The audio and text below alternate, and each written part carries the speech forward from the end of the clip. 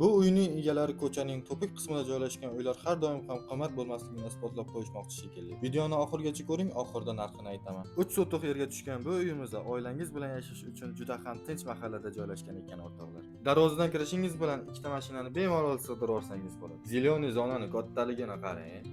Oshxona qismi o'ng tarafda joylashgan ekan o'rtoqlar. Yevro stilda remont qilib qo'yishdi. Alohida sanuzeli ham bor ekan. Videoga like bosib qo'yish esdan chiqmasin, uyimizning ichkari qismini ham ko'rsatib o'taman o'rtoqlar. Binoga kirishingiz bilan katta holga ko'zingiz tushadi. O'ng tarafda mehmonxona qismi, hovliga qaragan panorama oynalar bilan jihozlangan. Fikringizni kommentariyada yozib keting. Shahar markazidan dam olgandan ko'ra hoji ona, hoji ota, bola chaqalar bilan shu shinam uyda yashaganingiz ancha yaxshiroq menimcha. Bu uyimizda jami 6 ta xona, bitta oshxona, 3 ta sanuzel va katta podvaldan iborat ekan. Uy egalari 135 ming AQSh dollar so'rashyapti ekan. Bizning nomimizdan chiqsangiz kelishtirib berishadi. Lokatsiyasini Telegram kanalimizga joylab qo'ydik. Sog' va salomat bo'ling.